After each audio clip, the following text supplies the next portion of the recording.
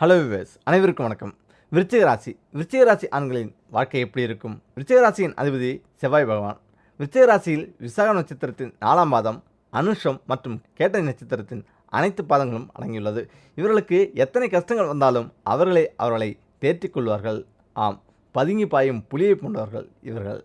பூமிக்காரனான செவ்வாய் இவர்களின் ராசி அதிபதியாக வருவதால் சிறிய அளவிலான இவர்கள் பெயரில் சொத்து எப்பொழுதும் இருக்கும். இவர்களின் ராசிக்கு ருணரோக சத்ருஸ்தானமான 6ஆம் இடத்துக்கு அதிபதியும் செவ்வாய் இருப்பதால் பலருக்கு இரத்த அழுத்தம், முடிவுதிர்தல் போன்ற பிரச்சனைகள் ஏற்படும். இவர்களுடைய பேச்சே இவர்களுக்கு எதிரிதான். ஆம், விருச்சிக ராசியில் பிறந்தவர்கள் நடுத்தர உயரமும் அகண்ட நெற்றியும் அமைதியான உருவ அமைப்பும் இருப்பார்கள்.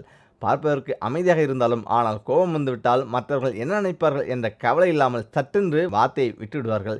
இவர்கள் மாநிலமாகவும் மேல் புருவங்கள் சற்று உயர்ந்தும் காணப்படும். இவர்களின் நடைமுறை பாவனங்களில் ஒரு கம்பீரமான தோற்றம் இருக்கும். விருச்சிக ராசியில் பிறந்தவர்கள் எந்த முயற்சியில் ஈடுபட்டாலும் அயராது முயன்று பாடுபடுவார்கள். என்னதான் தோல்வியை சந்தித்தாலும் தன்னுடைய முயற்சிகளில் விட்டு கொடுக்காமல் இறுதியில் வெற்றி பெறுவார்கள்.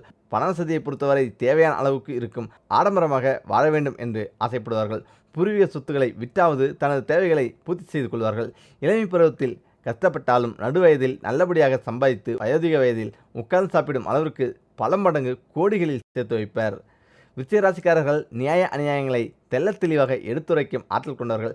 தேல் போன்ற குணம் கொண்டவர்கள் என்பதால் குறும்புத்தனமும் விஷமத்தனமும் அதிகம் இருக்கும். தனக்கு பிடிக்காதவர்களை அடிக்கடி கொட்டி கொண்டே இருப்பார்கள். பார்ப்பதற்கு அப்பாவி போல இருந்தாலும் விளையாட்டுப் போட்டிகளில் முதலிடத்தில் வைப்பார்கள். பிடியாத குணம் அதிகம் கொண்டவர்கள். பிறருக்கு எதையும் விட்டு கொடுக்க மாட்டார்கள். இவர்களின் 2ஆம் இடமான தனம், வாக்கு, குடும்பஸ்தானத்துக்கு அதிபதி குரு பகவான் ஆவார். வாழ்க்கையின் பிற்பகுதியில் பணவரவு, சேமிப்பு போன்றவை உண்டு. இவர்களின் வாழ்க்கை துணையை பற்றி சொல்லும் 7ஆம் இடத்துக்கு அதிபதி சுக்கிரன் என்பதால் இவருடைய வாழ்க்கை துணைவர் ஏதேனும் ஒரு வகையில் பிரபலமாக இருப்பார். கலைகளில் மிகவும் ஆர்வத்துடன் இருப்பார்.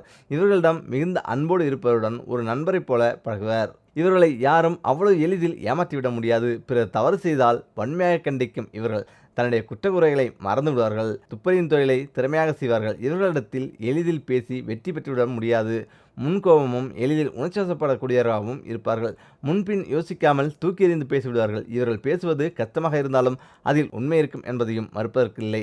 இவர்களின் ராசிக்கு சயனஸ்தானம் என்னும் 12ஆம் இடத்துக்கும் சுக்கிரனை அதிபதி என்பதால் 4 நாட்கள் வேலை செய்தால் 2 நாட்கள் சுகமாக இருக்க விரும்புவார்கள். அடிக்கடி வெளியூருக்கு சென்று வருவார்கள். பயணங்களை விரும்பும் இவர்கள் அதற்காகவே பணம் சேர்ப்பார்கள். விருச்சிக ராசியில் பிறந்தவர்களுக்கு சமூக சேவைகளில் அதிக ஈடுபாடு இருக்கும். அதேபோல தான தர்மங்கள் செய்வதிலும் இவர்களுக்கு அதிக ஈடுபாடு உண்டு. இளமையில் கஷ்ட வாழ்க்கை அமைந்தாலும் நடுத்தர வயதில் சுகபோக வாழ்க்கை வாழ்வார்கள். சொந்த வீடு இருந்தாலும் அது பழமையானதாக இருக்கும் அல்லது மற்றவர்களின் சொத்தாக இருக்கும். ஆனால் தக்க வயதில் வீடு, மனை, வண்டி வாகன வசதிகளும் ஒரு சிலர் பசு, கன்று போன்றவற்றையும் பெற்று ஆடம்பரமாக வாழ்வார்கள். அயல்நாடுகளுக்கு செல்லக்கூடிய வாய்ப்புகள் அதிகமில்லை. அப்படி இருந்தாலும் அதனால் பண விரயங்கள் ஏற்படாது. பொருளாதார நிலையானது இல்லை என்று சொல்லக்கூடிய அளவிற்கு இல்லாமல் தாராள தனவரவு உண்டு. விருச்சிக ராசிக்காரர்களுக்கு அதிபதி செவ்வாய் இருப்பதால் ஞானியர்களையும் மகான்களையும் தரிசித்து வணங்குவது நலம். செவ்வாய்க்கு எதிர்குணங்களை கொண்ட அனுஷத்துக்கு அதிபதியாக சனியும் கேட்டைக்கு அதிபதியான புதனும் வருவதால் நன்றாக சுகபோகங்களுடன் வாழும்போதே வாழ்க்கையின் நிலையாமை குறித்து சிந்திப்பீர்கள்.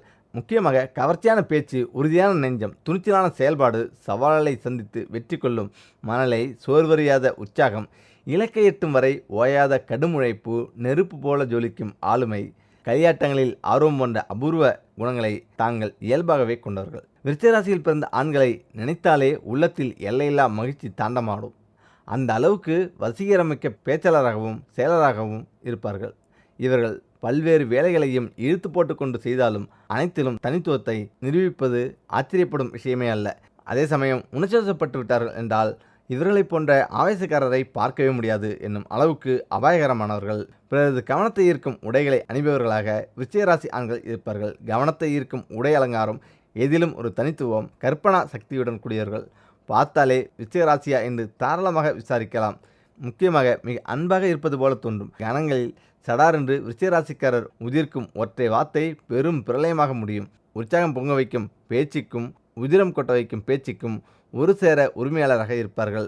அதே சமயம் விருச்சிக ராசிக்காரரின் அன்புக்கு ஒருவர் பாத்திரமாகிவிட்டால் அவர்களின் அனைத்து உற்சாகமும் இவர்களுக்கு தொற்றிக்கொள்ளும் என்பதில் சந்தேகமே இல்லை.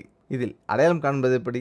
விருச்சிக ராசி ஆண் தனது உறவுகளில் மிகுந்த அக்கறை கொண்டவராக இருப்பார். குறிப்பாக தங்கள் காதலியின் மேல் இறுக்கமான அன்புடன் இருப்பார்கள். உணர்வுபூர்வமான வாழ்க்கை வாழ வேண்டும் என்ற லட்சியம் இவர்களிடம் அதீதமாக காணப்படும்.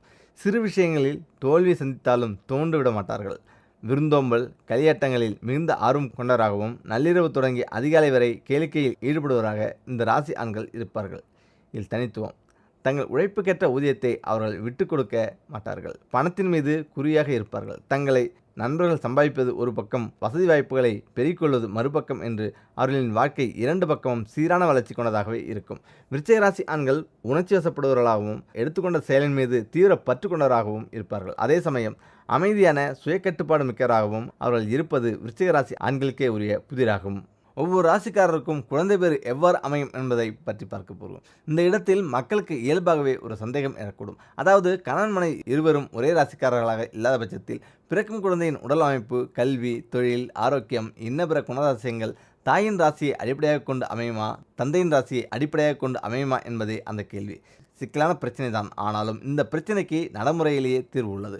ஒவ்வொரு குடும்பத்திலும் கணவன் மனைவி இருவருடைய ஜாதகத்தில் யாருக்கு ராசியின் ஆதிக்கம் அதிகமாக இருக்கிறதோ அந்த வீட்டில் அவருடைய ஆட்சி தான் நடக்கும். இவர்களுக்கு பிறக்கும் குழந்தைக்கும் ஆண் பெண் இருவர் ஜாதகத்தில் யாருக்கு ராசி ஆதிக்கம் அதிகமாக இருக்கோ அந்த ராசிக்குண்டான பலன்தான் அமையும்.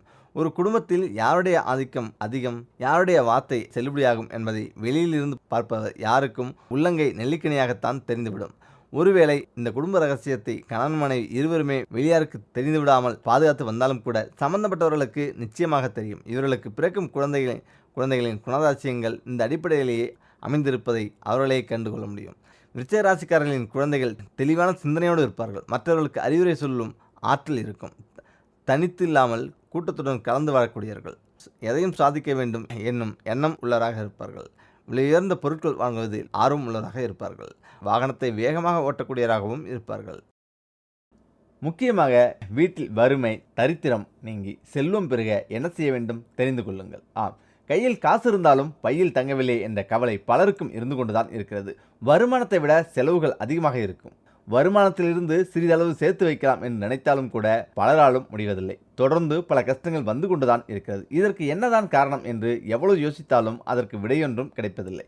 இவ்வாறான நிலைமையை தான் வீட்டில் உள்ள பெரியவர்கள் கந்திஷ்டி தரித்திரம் என்று சொல்வார்கள். உங்கள் தரித்திரம் நீங்கி செல்வம் பெருக என்ன செய்ய வேண்டும் என்பதை பற்றி பார்க்கலாம். ஒருவர் பார்ப்பதற்கு நன்றாக இருந்தாலும் நல்ல வேலையில் இருந்தாலும் அவர்களை பார்த்து சிலர் இவருக்கென்ன நன்றாகத்தானே இருக்கிறார்கள் என்று பொறாமைப்படுவதே கந்திஷ்டி ஆகும். அதேபோல உங்கள் ஜாதகத்தில் 2ஆம் வீட்டில் சனி அமர்ந்திருந்தாலும் எவ்வளவுதான் வருமானம் வந்தாலும் அவை கையில் நிற்காது. அதுவும் ஒரு கந்திஷ்டி போலதான். வீட்டில் தரித்திரம் நீங்கி செல்வம் சேர பின்பற்ற வேண்டியது இதுதான். பச்சை கற்பூரம், சோம்பு, ஏலக்காய் இவை மூன்றையும் ஒரு மஞ்சள் துணியில் மூட்டையாக கட்டி குபேர மூலையில் வைத்து தீபம் காட்டி பூஜித்து வந்தால் வீட்டில் எப்போதும் பணம் இருந்து கொண்டேதான் இருக்கும். வீட்டின் பூஜை அறையில் குத்துவிளக்கு ஏற்றும் பொழுது 2 திரி போட்டு தீபம் ஏற்ற வேண்டும். அவ்வாறு செய்வது செல்வத்தை உங்களிடம் ஈர்த்து கொடுக்கும். மகாலட்சுமியின் வாசம் நிறைந்திருக்கும் லவங்கப்பட்டையின் 10 ரூபாய் தாளை சொருகி அதனை உங்கள் பணப்பெட்டியில் வைத்து விடுங்கள். இவ்வாறு செய்வதால் பணத்தை உங்களிடம் ஈர்க்க முடியும்.